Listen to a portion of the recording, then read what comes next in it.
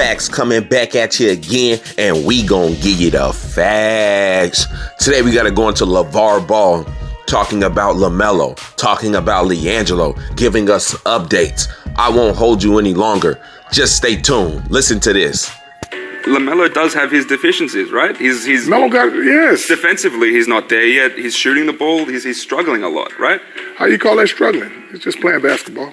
Just when you want to fine tune on things, that's fine. Hey, when shooting less than 40% from the field. You can shoot 10% from the field, but if you keep making a game winner, who cares?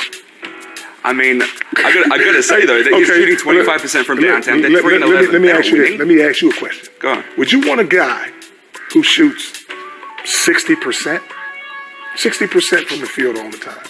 Or would you want a guy who shoots 10%, he keeps making the game winner? Which one you want? I'm asking you. Talk to me. I mean... Which one would you want?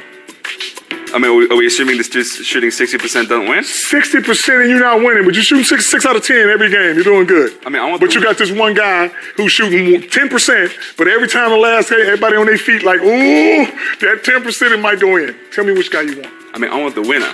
Exactly. But the Hawks are 3-11. That's all it is. The Hawks are 3-11 is all I'm saying. Okay, but who's the most watched team out of the NBA? Probably the Hawks. I rest my case.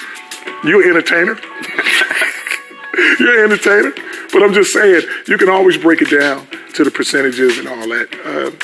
Some games you shoot good, but it'll catch up with you. Some games you shoot bad. But if you worry about the percentage, whether you're going to take that shot or not, that's the confidence you got to have. Because when a shot goes up, two things going to happen. Either you're going to be the zero or the hero. And if you know how to handle that, you're fine. Do you think that's one of LaMelo's biggest strengths, the fact that he's been in the spotlight for so long? So been in the spotlight since he's been a baby. It doesn't bother him because you're gonna have people talk about you when you if you winning and missing all these shots, nobody gonna say nothing. But if you losing and missing all these shots, people gonna critique. And then you have a good game, triple double. Oh, he took a lot of shots, and some of the shots he's trying to come back at the end, and you're missing all these shots. Or you be in a rhythm, and the coach says, "Okay, sit down for these next 4 minutes," and then you get out of that rhythm. So.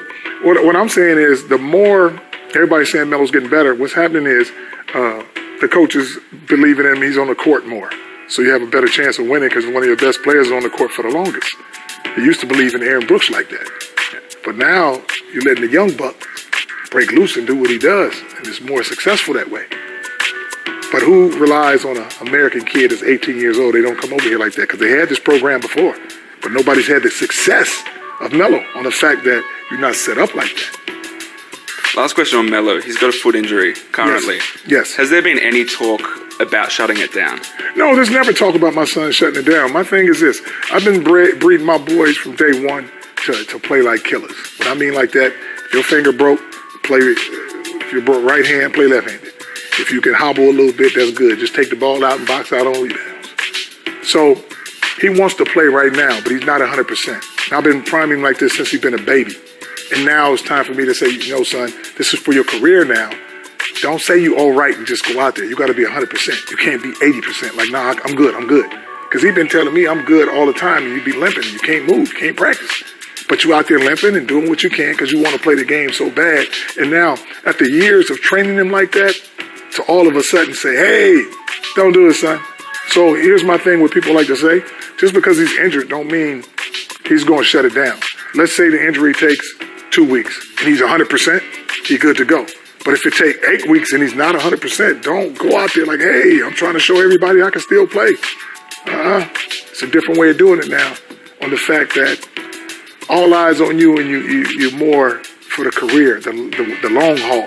It's not no more like I used to say people that don't play hurt is just wimps. Because you can do some other things in the game. And that's why my middle son, GELO, played on a messed up ankle, finally had surgery, but he played on it for 8 years. On a messed up, on 1 foot, outscoring everybody. Now he's on 2 feet, so I can't wait for him to try out for these teams and let him be seen. All 3 of my boys is #1 picks. Okay, so now we got the information on Lamelo Ball. He is not seriously injured. We can all relax. This interview is hilarious. Lavar ends up interviewing the interviewer. Come on now. This is classic Triple B media. Come on now. You got to love it.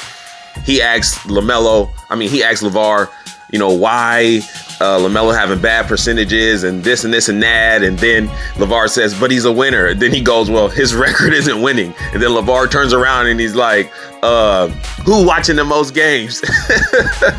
Oh, man. And sometimes that's how it is. You deflect. And we all know why he's not winning. Look at his team. You can't put that all on Lamelo, but he is a winner. Lavar's just going on the type of player he is. He won in high school. He was winning at Spire. He's just a winner. Anyway, we know what's going on with G3 now. The scoring machine who was injured, he said, for 8 years and still leading every team he went to in scoring, getting buckets, that he's fine and he will be ready to try out for some new teams. And they're probably going to do that secretly so people don't get all up in arms, but he's going to be ready. He's going to be coming along. And we know last night Lonzo was being extra aggressive. It's just looking good for Triple B. It's looking real good. Anyway, I enjoyed this interview. I hope you guys did. Stay tuned. Like, comment, subscribe, and hit that notification bell. Ball facts again. Peace.